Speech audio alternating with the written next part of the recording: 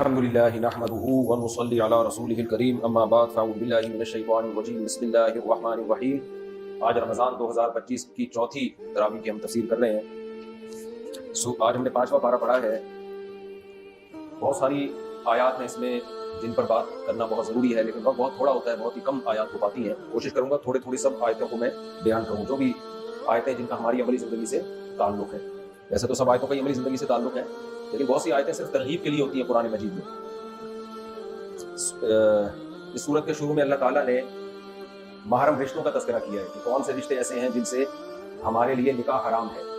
یہ تعلیمات بھی صرف مسلمانوں کے پاس ہیں، باقی دنیا میں کسی مذہب کے پاس کچھ بچا ہی نہیں ہے کہ کن سے نکاح حرام ہے، کن سے نکاح حلال ہے۔ تو حرمت علیکم امہاتکم، تمہاری ماؤں سے، تمہاری بیٹیوں سے، پھر وعماتکم وخالاتکم، تمہارے باپ کی بہنیں، تمہاری ماں کی بہنیں، پوری ڈیٹیل اللہ نے بیان کی ہے اس سورت کے شروع میں۔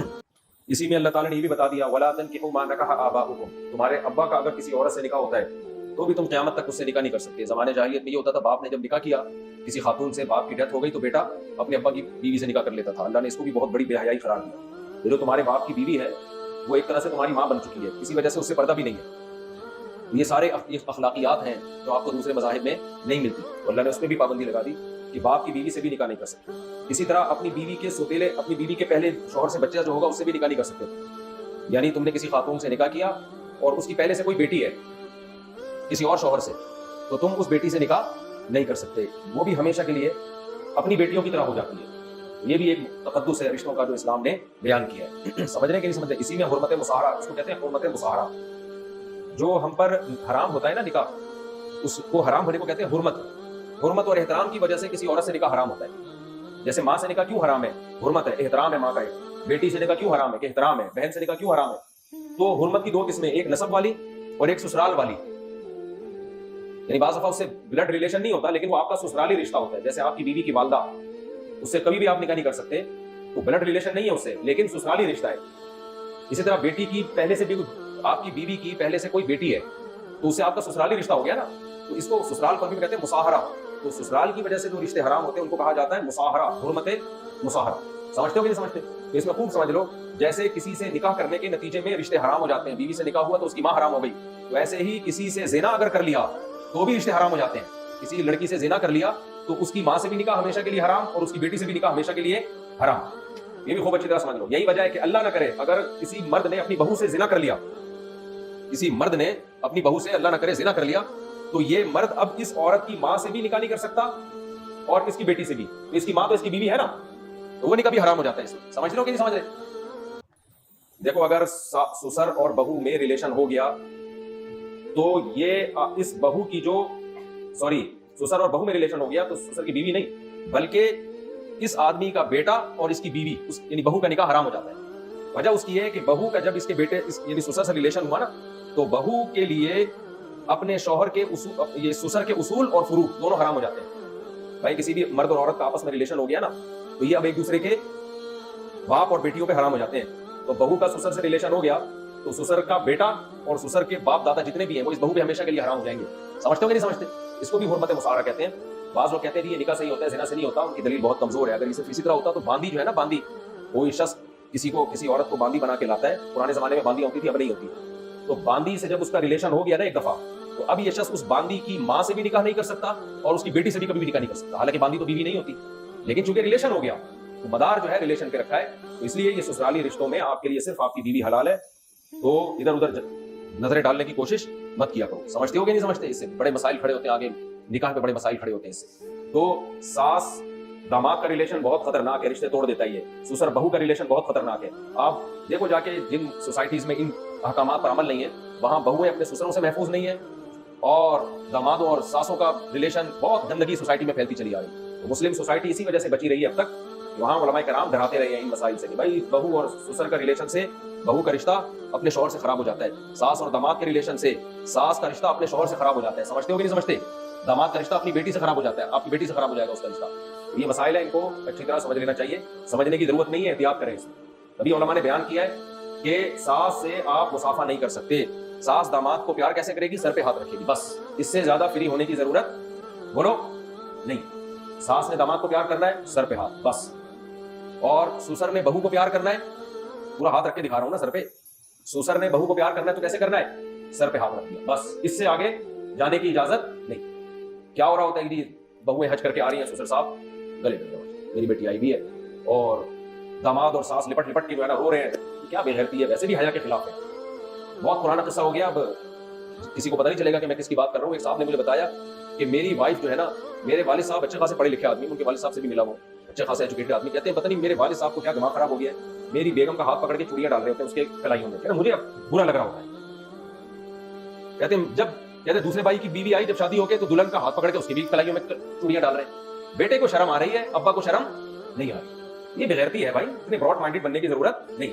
ससुर को नहीं इजाजत है कि बहू का हाथ पकड़ के उसके कलाइयों में चूड़ियां डाले। चूड़ियां गिफ्ट देनी है, अपने बेटे को पकड़ा दे, बहू के सामने रख दे, बेटा ये आपके लिए क्या है, बोलो गिफ्ट है ये आपके, बस इतना काफी है, इससे आगे जाने की जरूरत नहीं। सास माँ की तरह होती है तो वो ठीक है अपनी जगह, लेकिन रिश्तों का तकद्दुस और अपने रिश्तों को हराम होने से बचाना ये भी बहुत ज्यादा जरूरी है। मैं चूंकि इसकी ज्यादा डिटेल में नहीं जा रहा, आवाम के लिए इन चीजों को समझाना बहुत मुश्किल होता है, तो बस खुलासा यही निकला कि इन रिश्तों में आप एहतियात करें। क्या करना है, एहतियात करना है रिश्तों। अच्छा भाई, वल मुहसनात मिनन निसाई, फिर अल्लाह ने बताया कि हलाल रिश्ते कौन से हैं जिनसे तुम निकाह कर सकते हो। फरमाया इन महरम के अलावा और ये ससुराली रिश्तों के अलावा सब के सब तुम्हारे लिए हलाल हैं। और फरमाया कैसे हलाल है कि तुमने महर के जरिए निकाह करना है। और फिर अल्लाह ने ये भी इस सूरत में हमें बताया कि जो आजाद औरत से निकाह की ताकत नहीं रखता, क्योंकि उनके महर बहुत ज्यादा होते हैं खानदानी औरतों के, तो बगैर निकाह की जिंदगी ना गुजारे। अगर जिना का खौफ है तो किसी की बांदी से शादी कर ले। बांदी बहुत ही पहले जमाने में लो लेवल की एक हस्ती समझी जाती थी, क्योंकि किसी की नौकर है ना वो। हमारे यहाँ जो गोया की मासियां होती है ना, उनसे भी कम दर्जे का मकाम होता था किसका, बांदी का। जंगों में कैद होकर आती थी वो। तो अल्लाह ने फरमाया किसी की बांदी से निकाह कर लो, जिना ना करो, जिना ना करो। बांदी से निकाह की तरगीब नहीं है इस्लाम में। वजह उसकी है कि बांदी से निकाह में बड़ी टेंशन है। अब है वो किसी और की बांदी, बीवी आपकी है वो, तो आपके कंट्रोल में कम होगी भाई। उसका तो मालिक उसको अपनी खिदमत में रखेगा, जा दुकान से अंडे ले आ, जा ये ले आ, जा बोले आपके लिए, तो वो आप तो बैठे होगे यार मैंने महर भी दे दिया और शादी भी हो गई, रहती है मेरे पास है नहीं, तो टेंशन है या नहीं है। सिर्फ आपको इतना फायदा होगा कि भाई वो सिर्फ आपका उससे रिलेशन जायज होगा, बाकी किसी का उससे रिलेशन जायज नहीं है। औलाद होगी तो आपकी औलाद होगी वो, यानी उससे जब औलाद होगी। अब मौला सिर्फ उससे ऐसी खिदमत तो ले सकता है कि दुकान से अंडे लिया, दही लिया, मौला का जो उसका आका है उसका उससे रिलेशन जायज नहीं होगा। समझते हो कि नहीं समझते हो? कितनी बड़ी टेंशन है इसमें। तो अल्लाह ने कहा जिना से बेहतर है कि ये काम कर लो। अगरचे इसमें बड़ी टेंशन है, एक तो बांदी है, वो जाहिर है जब आपकी किसी की बांदी से आप निकाह करोगे तो बीवी का तो एक मेंटालिटी भी होती है ना, तो बहुत ही लो खानदान की होगी वो, तो आगे नस्ल पे भी फर्क पड़ सकता है। लेकिन अल्लाह ने कहा कि जिना से बहरहाल क्या है, ये बेहतर। तो इससे हमें क्या सबक मिलता है? आज बांदियां नहीं है, लेकिन इससे हमें ये सबक मिलता है, ये जो लोग कह रहे होते हैं हमें कोई खानदानी रिश्ता नहीं मिल रहा, और इस चक्कर में जिना की तरफ और उल्टे सीधे कामों की तरफ गए होते हैं वो, और खानदानी की तलाश में बुढ़े हो जाते हैं और पता नहीं क्या क्या कर बैठते हैं। तो इससे बेहतर है, कुरान ने हल बताया कि भाई तुम किसी कम खानदान वाली औरत से निकाह कर लो। लेकिन ये सोसाइटी में उस वक्त तक मुमकिन नहीं है जब तक 2 शादियों का 3 शादियों का रिवाज हो, वरना ये पॉसिबल मर्द के लिए है नहीं। सहाबा ये काम कर लेते थे, चलो फिलहाल किसी की बांदी से निकाह कर लेते हैं, गुजारा हो जाएगा, बुराई से बच जाएंगे, जब अल्लाह गुंजाइश देगा, कारोबार बढ़ेगा, पैसा आएगा तो किसी खानदानी औरत से कर लेंगे। अब हमारी सोसाइटी में क्या है, मर्द को पता है कि मैंने जिंदगी भर एक ही शादी करनी है, लिहाजा वो कंप्रोमाइज करता ही नहीं, उसका नतीजा औरत को नुकसान होता है। अब देखो, अगर 2 शादियों का सोसाइटी में रिवाज हो तो मर्द क्या करेगा, अपनी हैसियत से कमतर में पहली शादी कर लेगा कि नहीं कर लेगा? इसमें फायदा किसको है? उस औरत को। भाई आपका तो लेवल गिर गया, आपने बहुत कम लेवल से शादी कर ली, लेकिन उस लड़की को अपने लेवल से बहुत ऊंचा रिश्ता मिल गया कि नहीं मिल गया? तो इसमें फायदा मर्द को है या औरत को है? मुझे लग रहा है आप लोग सुनने के मूड में नहीं हुआ यार। मैंने चाय का बोला था, कहां गई यार? आ रही है आज मेरी तरफ से सबकी चाय की दावत, चाय आमदनी आ रही। तो मैंने जो फलसफा बयान किया कुरान से, वो समझ में आया? कुरान सहाबा को कह रहा है और हमें भी कह रहा है कि भाई अगर तुम्हें कोई अच्छा रिश्ता नहीं मिल रहा, खुलासा शायद कहिए, तुम्हारी आमदन कम है, छड़े छाट हो। इंसान की आमदन एकदम से नहीं हो जाती है। 18-20 साल के जो लौंडे लफाड़े होते हैं, इनको तो पान गुटके के पैसे निकालना मुश्किल होता है। ये अक्सर मालदार लोग होते हैं, 45, 50, 60 साल के बाद जाके तजर्बा होता है और दौलत आना शुरू होती है। इस उम्र में अक्सर लोगों के पास पैसा नहीं होता। तो अल्लाह ने कहा है कि पैसा, और लड़की वाले सबसे पहले क्या देखते हैं? पैसा देखते हैं। मैंने क्लिप भी बड़ा मशहूर होता है, जिम जाके डोले वाले बना रहे, बेवकूफी वाले काम कर रहे हो, जेब में पैसा है तो आड़े तिरछे को भी तो दौलत होगी ना, आप जैसे मर्जी आड़े तिरछे हो, आपको हुस्न परी मिल जाएगी। आप, ये एक इंसान की फितरत है। बाज़ दफा खानदान देखा जाता है, बाज़ दफा उहदा देखा जाता है, बाज़ दफा खूबसूरती देखी जाती है, बाज़ दफा पैसा भी देखा जाता है। तो इसलिए अल्लाह ने कुरान में फरमाया कि जिन लोगों में ताकत नहीं है किसी आला जगह निकाह करने की, तो और उनको गुनाह का अगर खौफ है, तो वो क्या करें? अपना मैयार गिरा दो। मैं अब ये बात बता रहा हूं कि मैयार गिराना कब मुमकिन होगा? जब आपके पास ऑप्शन हो कि चलो फिलहाल यहां से ही, बाद में हम अच्छे खानदान में भी कर लेंगे जब अल्लाह हमें पैसा देगा। ये जब ही मुमकिन है ना। अरे कुर्बानी का बकरा जो साल में 1 दफा लिया जाता है, اس میں کتنا لوگ تگ و دو کرتے ہیں کہ ایسا ہو ویسا نہ ہو. تو شادی زندگی میں اگر ایک بار ہوگی تو اس میں معیار بڑھ کر کتنا اونچا ہوگا. لیکن اس اونچا معیار رکھنے سے مرد کو نقصان ہے یا عورت کو نقصان ہے؟ عورت کو نقصان ہے. سوسائٹی میں خاندانی عورتیں بہت کم درجے کے لوگوں کے پاس جا رہی ہیں. اگر سوسائٹی میں 2-3 شادیوں کا رواج ہو جائے تو مرد پہلی شادی کرے گا, چلو کسی بیوہ سے کر, چلو یار کسی طلاق یافتہ سے کر دو, چلو یار وہ انٹی ہو گئی ہیں, عمر میں بہت زیادہ ہو گئی, میرے سے 25-26-30 سال بڑی ہے, اب چل زنا سے تو بہتر ہے نا, گزارا ہو جائے گا یار, زنا سے تو بچ جاؤں گا نا میں, چلو فی الحال گزارا چلاؤ, پھر اللہ جب پیسہ دے گا تو پھر ایک چھڑی کماری بھی لے آئیں گے, کوئی چھڑی چھاٹ, چھڑی کہتے ہیں نا کماری کو, کوئی خوبصورت سی لے آئیں گے, کوئی خاندانی لے آئیں گے. تو یہ جب ممکن ہے جب 2-3 شادیوں کا سوسائٹی میں رواج ہو. قرآن احکام ہمیں نکاح کے اسی سوسائٹی کے حساب سے دیتا ہے جس میں 2-3 شادیوں کا رواج ہو. ایک والے کو تو قرآن میں ہے ہی نہیں ہے, اس کو بھی تذکرہ نہیں ملتا. تو اس کا فائدہ کس کو ہوگا؟ عورتوں کو فائدہ ہوگا اس کا کہ بیوہ طلاق یافتہ عورتوں کو کنوارے مرد مل جائیں گے, ایجڈ عورتوں کو جوان مرد مل جائیں گے, غریب عورتوں کو مالدار مرد مل جائیں گے. لیکن مردوں نے قسم اٹھائی بھی ہے کچھ بھی ہو جائے اس طرف نہیں آنا, مرو دفاع ہو, جو مرضی کرنا ہے, اپنی زندگیاں برباد کرو, برباد ہو. پھر جب تم دیر سے شادی کرتے نا, اوٹ پٹانگ ادھر ادھر حرکتیں غلط کر کے, اس کے بعد شادی کے بعد بھی وہ حرکتیں چھوٹتی نہیں ہے, پھر یہ الگ نحوست ہے. اب ہم آگے چلتے ہیں جلدی تاکہ سارے مضامین ہمارے کمپلیٹ ہو جائیں. آگے اللہ نے فرمایا کہ لا تقتلوا انفسکم. آج کی صورت میں قتل نفس کی بھی بہت سخت برائی بیان ہے. جس نے کسی ایک جان کا قتل کیا مؤمنا متعمدا فجزاؤہ جہنم, اللہ کہتے ہیں اس کی سزا جہنم کی آگ. وہ یہ نہ سمجھے کہ قیامت میں مجھے بھی لٹکا دیا جائے گا, نا, یہ دنیا کی سزا ہے کہ خون کا بدلہ خون, قیامت کی سزا جہنم کی آگ. وغضب اللہ علیہ, اللہ کا اس پہ غضب ہوگا, ولعنہ, اللہ کی اس پہ لعنت, واعد لہ عذابا عظیما, اور بہت بڑا عذاب اللہ نے اس کے لیے تیار کر کے رکھا ہوا ہے. اور یہ بھی خالدین فیہا, اس عذاب میں ہمیشہ رہے گا. تبھی بعض علماء کی رائے یہ ہے کہ جو قاتل ہے نا, قاتل, اس کی معافی نہیں ہے, قیامت کے دن وہ ہمیشہ آگ میں جلے گا. لیکن جمہور علماء کی رائے یہی ہے کہ یہ جو ہمیشہ اللہ نے کہا کہ اس کی اصل سزا تو ہمیشہ ہی جلنا ہے, لیکن ایک طویل عرصے کے بعد ایمان کی برکت سے اس کے گناہ کو معاف کیا جائے گا, لیکن رہے گا بہت طویل عرصے. جتنی سزا قرآن میں قتل کی سنگین بیان ہوئی ہے, اتنی سخت سزا کسی اور جرم کی بیان نہیں ہوئی. یہ ہلکا جرم نہیں ہے کسی انسانی جان کو قتل کر دینا. اس میں اللہ نے یہ بھی فرمایا وَلَا تَتَمَنَّوْا مَا فَضَّلَ اللَّهُ بِهِ بَعْضَكُمْ عَلَى بَعْضٍ. اللہ کہتے ہیں دیکھو سوسائٹی میں سب ایک جیسی حیثیت کے لوگ نہیں ہوتے, کسی پہ اللہ کا فضل زیادہ ہوتا ہے, کسی پہ اللہ کا فضل کم ہوتا ہے. کوئی خوبصورت زیادہ, کوئی بدصورت, کوئی بد پرہیزی کر کے بھی ایک دم صحت مند, کوئی ڈاکٹروں کے اصول کے مطابق ناشتہ کرتا ہے اور پھر بھی بیمار ہو جاتا ہے. تو یہ اللہ کے, کسی کو اللہ نے مرد بنا دیا. صحابیات آئی نبی کے پاس, عرض کیا کہ یا رسول اللہ, مردوں کے تو اتنے فضائل, وہ تو اللہ کی راہ میں جہاد بھی کرتے ہیں, وہ تو حج بھی کرتے ہیں, وہ یہ بھی, ہم تو عورتیں, ہم تو گھروں میں رہتی ہے, ہمیں وہ نیکیاں کیسے حاصل ہوگی؟ اور عورت کو ویسے بھی تمنا ہوتی ہے بھائی ہم بھی اگر مرد ہوتے 4 شادیاں کرتے. ہمیں اللہ نے جو ہے نا پابند بنا دیا, تو پھر ہم کتنی تکلیفیں اٹھاتی ہیں. پریگننسی کی تکلیف ہے, بچہ جننے کی تکلیف ہے, یہ کوئی کم تھوڑی ہے. دودھ پلانے کی تکلیف, کچھ ٹینشن ہے اللہ نے عورت کو دی ہے, کچھ مرد کو دی ہے, کچھ عورت کو. لیکن مرد ٹریولنگ کرتے ہیں, باہر جاتے ہیں, طاقتور بنایا, عورت کو کمزور بنایا. تو ہر عورت کے دل میں کبھی نہ کبھی یہ خیال آ سکتا ہے. تو بہت ساری چیزوں میں اللہ نے کسی کو کسی پہ فضیلت دی, کسی کو دولت مند, کسی کو غریب, اور اس میں اللہ کا ارادے کا دخل ہوتا ہے. آپ کا اپنا کوئی ذہین ہوتے, کوئی بیوقوف ہوتے ہیں. ہم تو اسکول میں دیکھتے تھے کچھ طلبہ ایسے تھے پڑھتے ہی نہیں تھے, A+ آتا تھا ان کا, ذہین اتنے ہوتے امتحان سے پہلے یوں دیکھا یاد ہو گیا. اور کچھ ایسے ہوتے تھے جو بیٹھ کے نا رٹا لگا کے آدھے ہو جاتے تھے, پھر بھی نہیں ان کو سمجھ میں آتا. یہ ہے نا لوگوں کی ذہانت, آپ نے دیکھا ہوگا. کچھ ایسے ذہین ہوتے ہیں 1 منٹ میں بات کر لیتے ہیں, کچھ ایسے ہوتے ہیں آپ گھنٹوں بیٹھ کے سمجھاؤ, بھینس کے آگے بین بجانا. تو یہ دماغ کا فرق کس نے رکھا ہے؟ اللہ نے. یہ ایسے بیوقوف ہوتے ہیں جتنے مرضی بادام اخروٹ کھا لیں پھر بھی یہ نہیں ہو سکتے ٹھیک. یہ مینوفیکچرنگ فالٹ ہوتا ہے ان پہ. وہ سمجھتے ہیں بادام کھائیں گے نا تو ذہین ہوتا ہے, نہیں ہو سکتا بھائی. تو یہ گاڈ گفٹڈ چیزیں ہوتی ہیں. اس کا بھی قرآن نے منع کیا کہ اللہ نے جس پر فضیلت دی ہے اس کی فضیلت کو مان لو اور اس کی ہوس مت کرو, حسد مت کرو, ہوس مت کرو, تمنا مت کرو. یہ دیکھو مجھے اللہ نے کیا کیا نعمتیں دی ہیں, اس پہ اللہ کا شکر ادا کرو. ہو سکتا ہے جس کو اللہ نے زیادہ بڑی نعمت دی ہو اسے کوئی وہ والی نعمت نہ دی ہو جو آپ کو دی ہو نعمت. بھائی اس کو دولت دے دی, ہو سکتا ہے صحت غریب کو زیادہ اچھی دی ہو. اب غریب اس کی دولت کو دیکھ کے مرا جا رہا ہے, یہ نہیں دیکھنا بھائی اس کے پاس دولت ہے لیکن وہ شوگر کا مریض ہے, ہارٹ پیشنٹ ہے, معذور ہے, PCO مسائل ہے اس کے ساتھ, تمہیں اللہ نے خوشیوں والی زندگی دی ہے. تو یہاں بھی یہ بھی قرآن کی بہت اہم آیت ہے کہ اللہ نے فرمایا اللہ نے کسی کو کسی پر کوئی فضیلت دے دی تو اس کی غیر ضروری تمنا مت کرو. یہ بھی بہت اہم آیت ہے, اس کا خیال کریں. اور ایک بہت اہم آیت ہے الرجال قوامون علی النساء. آج ہیومن رائٹس کی باتیں بہت زیادہ ہو رہی ہے, خواتین مردوں کے شانہ بشانہ, جتنا ان کے حقوق اتنے ان کے حقوق, سب ٹھیک ہے بھائی. لیکن اللہ نے قرآن میں کہہ دیا قوامون علی النساء, مرد عورتوں پر حاکم ہے. حاکم کا مطلب آقا نہیں ہے کہ عورتیں غلام نہیں ہے, سربراہ ہیں. دیکھو ملک کا صدر یا وزیر اعظم جو ہے سربراہ ہوتا ہے, ہم کیا اس کے غلام ہوتے ہیں؟ بولو نا, غلام نہیں ہے, ماتحت ہیں. تو ماتحت ہونا کوئی ذلت کی بات نہیں ہے, غلام ہونا ذلت کی بات ہے. غلام نہیں ہے, عورت شوہر کی غلام نہیں ہوتی لیکن ماتحت ہوتی ہے. گھر کا سربراہ کون ہوتا ہے؟ مرد ہوتا ہے. یہ چیز آج غیر مسلموں میں ختم, تبھی ان کا خاندانی نظام ختم. تو اللہ نے بتایا کہ ہم نے مرد کو عورت پہ حاکم بنایا ہے, سربراہ بنائے. میں نہیں کہہ رہا بھائی, یہ کون کہہ رہا ہے؟ اللہ کہہ رہا ہے. اس کی وجہ بھی اللہ نے 2 بیان کر دی. خواتین کو فوراً اشکال ہوتا کیوں بھائی آدمی ہم پہ سربراہ کیوں ہے, یہ گھر کے حاکم کیوں ہے, یہ ہمارے گھر کے صدر مملکت کیوں ہے, یہ ہمارے گھر کے وزیر اعظم کیوں ہے؟ کیونکہ جب صدر وزیر اعظم سربراہ مان لیا تو عورت پہ 2 چیزیں لازم ہو جائیں گی. نمبر 1 اس کو رسپیکٹ دینا, نمبر 2 اس کی اطاعت کرنا. جب آپ کسی کو صدر یا وزیر اعظم مان لیتے ہو تو عزت بھی دینی پڑتی ہے. نمبر 2 اس کے قانون کی پابندی بھی بولو نا کرنی پڑتی ہے. اللہ نے کہا گھر ایک ریاست ہے, اس کا سربراہ کون ہے؟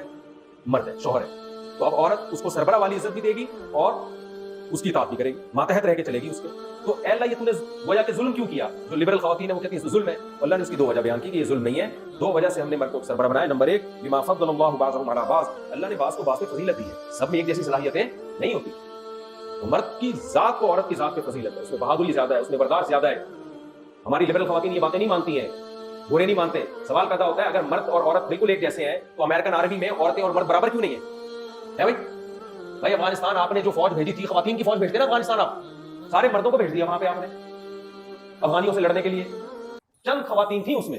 دنیا کی آج بھی جتنی بھی آرمی ہے, جتنی بھی فورسز ہیں, ان میں مردوں کا ریشو 99.9% ہوتا ہے, خواتین کا ریشو بمشکل 1% ہوتا ہے.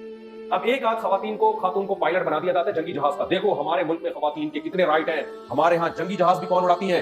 خواتین. یہ مولوی لوگ ایسے کہتے ہیں مرد اور عورت میں فرق ہے, نہ کوئی فرق نہیں ہے, خواتین ہر میدان میں مردوں کے شانہ بشانہ ہے. بھائی صاحب پھر آپ کے ملک میں 2-4 پائلٹ کیوں ہیں خواتین؟ سارے جنگی جہاز کی پائلٹ لیڈیز کو بھرتی کرو نا. پھر دنیا میں کسی فورس میں ایسا نہیں ہوتا. ایک آدھ انہوں نے برکت کے لیے رکھی ہوتی ہے تاکہ ویمن رائٹس کے نام پہ نا ہم بتائیں کہ جی ماشاءاللہ ہمارے یہاں خواتین کے اتنے حقوق ہیں کہ ہم نے خواتین کو پائلٹ بھی بنایا. ہمیں کوئی اعتراض نہیں ہے, لیکن اس سے یہ ہرگز ثابت نہیں ہوتا کہ مرد اور عورت میں صلاحیت ایک جیسی ہے. نہ آپ نے بھی 2-4 ہی خواتین کو پائلٹ بنایا ہے.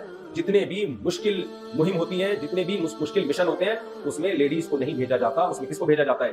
مردوں کو بھیجا جاتا ہے. جاپان میں بھی فوج میں مرد زیادہ ہیں, چائنا کی فوج میں بھی مرد زیادہ ہے, امریکہ میں بھی کیا ہے؟ مرد زیادہ. ہر مشکل سے مشکل کام انہوں نے کس کے ذمہ لگایا ہوا ہے؟ مردوں کو. خواتین کے ذمہ ایئر ہوسٹس, چائے پلانا, کھانا سرو کرنا, یہ خواتین کے کام ہے. نرس بننا, سمجھ رہے ہو, ٹیکا لگانا. تو یہ اس سے پتہ چلتا ہے بھائی دنیا اس بات کی قائل ہے کہ اللہ نے مرد کو صلاحیت زیادہ دی ہے, چاہے کتنے ہی خواتین کے حقوق کے نعرے لگا لیں, اس حقیقت کا انکار نہیں ہو سکتا. تو عورت پہ ظلم ہوگا کہ اس کے اندر فطرت نے صلاحیت کم رکھی اور آپ ذمہ داریاں اس پہ زیادہ ڈال دو. تو گھر کا سربراہ اگر عورت کو بنا دیا جاتا, یہ عورت پہ بھی ظلم ہوتا, مرد پہ بھی ظلم ہوتا. مرد ذہنی طور پر قبول نہیں کرتا اور عورت کی ذمہ داری بڑھ جاتی, بیڑا غرق ہو جاتا اس کا. اس کو ایسے ایسے فیصلے کرنے پڑتے جو فیصلے کی طاقت اس میں ہے نہیں. اس لیے اسلام نے بالکل نیچر کے مطابق کام کیا کہ بھائی گھر کا سربراہ کون ہوگا؟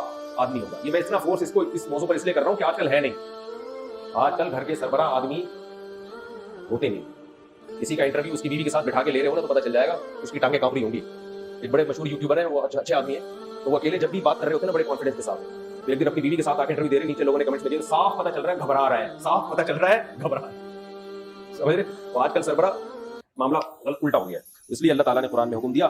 پھر اللہ نے نیک عورتوں کی تعریف کی, فالصالحات قانتات حافظات للغیب بما حفظ اللہ. ہاں دوسری وجہ اللہ نے مرد کی فضیلت یہ بیان کی, بما انفقوا من اموالہم. اللہ فرماتے ہیں مالی ذمہ داریاں تمام تر کس کے کندھوں پر ہیں؟ مرد. مالی ذمہ داریاں اٹھانا مشکل کام ہے, یہ مشکل کام ہے. وہ ساری مرد کی آمدن کا بے تحاشا حصہ اپنے بیوی بچوں پہ خرچ ہوتا ہے, بے تحاشا حصہ ٹھیک ٹھاک خرچ ہوتا ہے. اور مسلم سوسائٹی میں, غیر مسلموں کے یہاں نہیں ہوتا آج کل. تو اللہ کہتے ہیں جب اتنی ذمہ داری میں نے اس کی لگا دی کہ سارا نان نفقہ تمہارا اٹھا رہا ہے, تو کچھ حق بھی تو اس بیچارے کو دینے پڑیں گے نا. تو سربراہ کون ہے؟ وہ ہوگا. کچھ خواتین گڑبڑ کرتی ہیں, جو میرا بیان سن رہی ہے ان کی بات میں نہیں کر رہا, جو نہیں سن رہی ان کی بات کر رہا ہوں. میں نے بہت دیکھا بھی ہے, سنا بھی ہے کہ جوانی میں تو مرد کو اچھی طرح نچوڑ لیا جاتا ہے. جب وہ بیچارہ بوڑھا ہوتا ہے, کمانے کے قابل نہیں ہوتا, پھر اس مرد کی گھر میں بڑی گت بنتی ہے ہماری سوسائٹی میں. بوڑھا باپ کو میں نے بہت روڈوں پہ روتے ہوئے دیکھا ہے. عورت پھر اس کو لفٹ ہی نہیں کراتی. وہ عورتیں نہیں جو بیان سن رہی ہیں, نیچے نیگیٹو کمنٹس آنا شروع ہو جاتے ہیں, مفتی صاحب ہماری بات کر رہے ہیں, آپ کی میں نہیں کر رہا, آپ کے علاوہ کی بات کر رہا ہوں. تو خدارا عورت کو چاہیے اپنے شوہر سے وفا کرے. بڑھاپے میں جب اختلاف ہو تو بچوں کا ساتھ مت دے. کس کا ساتھ دے؟ شوہر کا ساتھ. غیرت مند عورت بڑھاپے میں بچے چھوڑے گی, شوہر کو نہیں چھوڑے گی. کہے گی یہ تو میری زندگی میں پہلے آیا تھا, اس نے مجھے شیلٹر دیا, اس نے مجھے رکھا, مجھے چھوڑا نہیں, تو اب کوئی مسئلہ ہوگا تو بیٹا تم بعد میں, میرا شوہر پہلے. یہ غیرت مند عورت ہوتی ہے. اور بے غیرت کون ہوتی ہے؟ نچوڑ لیا. ایکچولی مجھے تمہارے ابا سے جوانی میں بھی کوئی سکون تو ملا ہی نہیں تھا. جوانی میں بھی انہوں نے, میں تو مجبوراً رہ رہی تھی ان کے ساتھ. کیوں رہ رہی تھی مجبوراً؟ میں تو مجبوراً زندگی گزار لی, مجبوراً گزار لی تم لوگ کی خاطر. تمہیں لے کے روڈوں پہ کہاں رولوں گی؟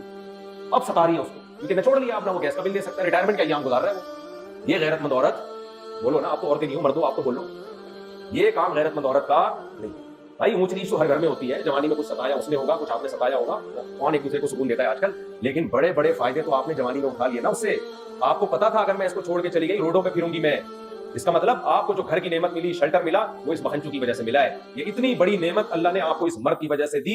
अब बुढ़ापे में जब ये किसी काम का नहीं है सिवाय खांसने के, गैरत का तकाजा ये है कि इससे वफा की जाए, कड़वी कसीली बातें इसकी सुन के बर्दाश्त की जाए, और बेटों के साथ मिलकर इसको सताया ना जाए, बल्कि बेटों को कहा जाए कि ये पहले है, तुम बाद में। तुम्हारा अगर बाप से होता है, ये बूढ़ा आदमी अपने बेटों को डांटता है ना, औरत वाला भी आके खड़ी हो जाती है, आप क्यों डांट रहे हैं इनको, इस तरीके से बात कर रहे हैं आप इनसे।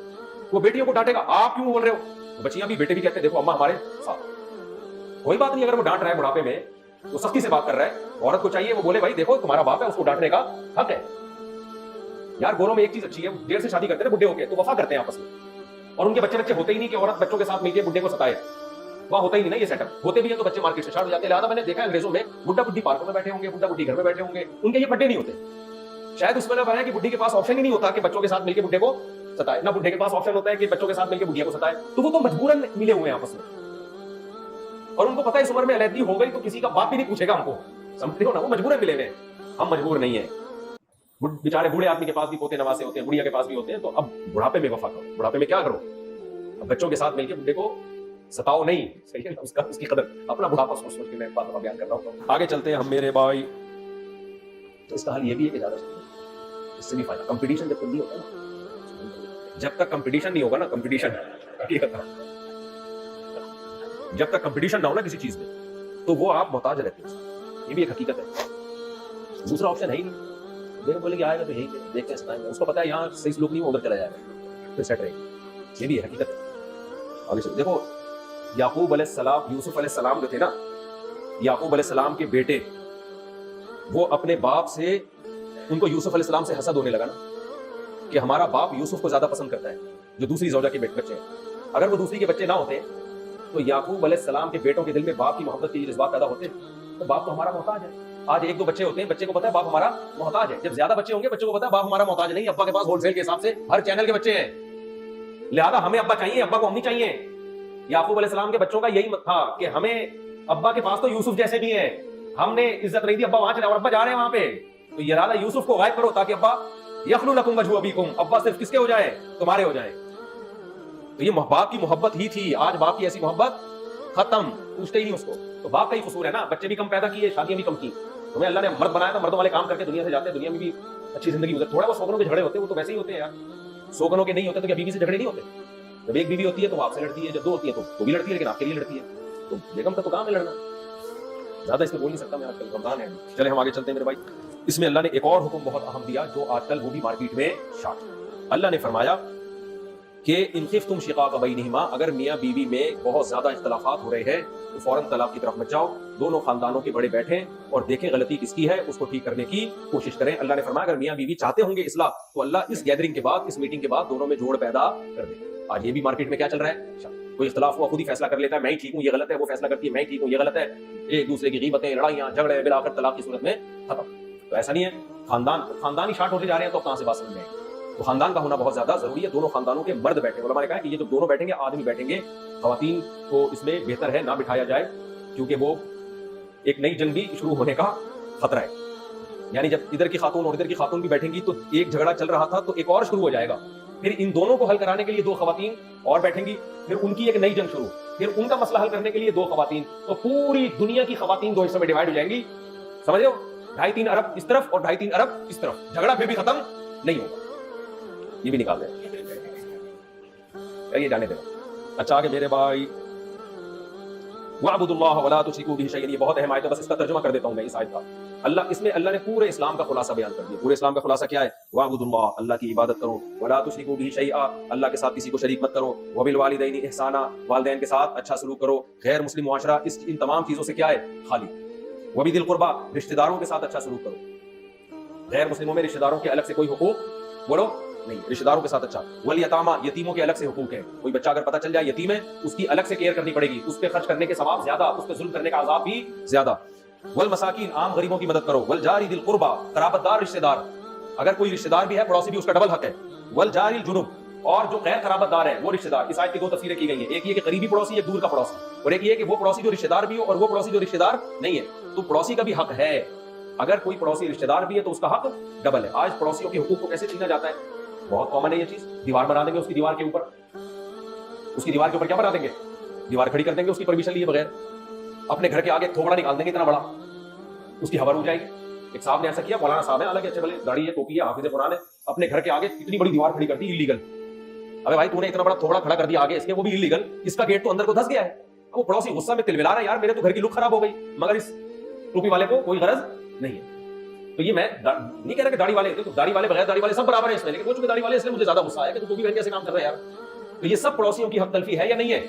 आप गली में गार्ड रख लो, सब मिलजुल के सब हिफाजत करेंगे। एक पैसे दे रहा है, दूसरा गार्ड के पैसे नहीं दे रहा। भाई तुम गार्ड की सहूलत तो उठा रहे हो, पैसे क्यों नहीं दे रहे? आप पैसे तो निकलवा के दिखा दो लोगों से। तो ये सारी की सारी चीजें, घर के आगे कचरा फेंक देना, घर में उधर से जो है ना हवा रोक लेना किसी की, बीसियों किस्म की। अल्लाह ने फरमाया वो साहिबी बिल जंबी, और जो तुम्हारे पहलू में बैठा हुआ है, चाहे कि क्लास फेलो है तुम्हारा या तुम्हारा हम सफर है, यानी कोई भी जिससे तुम्हारा सुबह शाम उठना बैठना है, आपका कुलीग है कोई, या आपके साथ जहाज में सफर के सीट पे बैठा हुआ है, ट्रेन में आपके साथ बैठा हुआ है, बस में आपके साथ बैठा हुआ है, तो तमाम के तमाम जार इसमें आ गए। यानी अजनबी की निस्बत उसका हक आपके साथ ज्यादा है जो इस वक्त आपके साथ बैठा हुआ है। उसमें जुल्म कैसे होता है, उसकी जगह घेर लेना।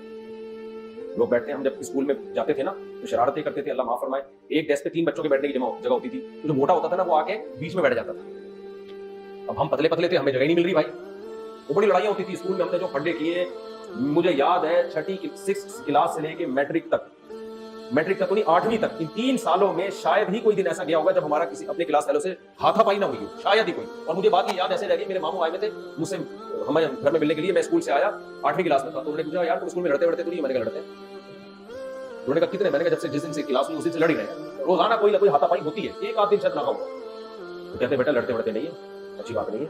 ऐसा लग रहा था उनके एटीट्यूड से कि बहुत अच्छी बात है कि लड़ते हो, यानी कोई ज्यादा नसीहत नहीं की उन्होंने, तो लग रहा था अच्छा यार इस उम्र में लड़ाई बड़ाई हो तो आदमी कुछ में कुछ कॉन्फिडेंस पैदा होता है। तो अल्लाह ने फरमाया कि जो तुम्हारे पड़ोस में बैठा हुआ है उसका भी तुम्हें एहतराम करना है, उसकी जगह घेर के मत बैठो। बहुत सारी इसके अहकाम है, कभी वक्त हुआ तो तफसील से बताएंगे। अभी तो सिर्फ ये कि इन सब के भी अल्लाह ने हुकूक बयान किए हैं। आप उसको पहले शादी ब्याह में जब हम बैठे होते हैं, खाना खाने गए होते हैं, हमारे साथ एक बंदा बैठा हुआ है, एक ट्रे आई है उसमें लेग पीस उसकी तरफ रखा हुआ है और उसका दिल भी चाह रहा है आपने प्लेट घुमा के वो लेग पीस अपनी तरफ है। आप समझ में आया उसकी हक तलफी कैसे होगी? भाई आपकी प्लेट में आपके साथ शरीक है तो उसका इकराम करो। तो जो भी आपके साथ किसी भी दर्जे में मिला हुआ है, अल्लाह ने इन आयतों में हमें उसका हक बताया। इस पे एक दिलचस्प वाकया मैं पहले सुना चुका हूं। अब चाय आ रही है, बयान क्या लगा?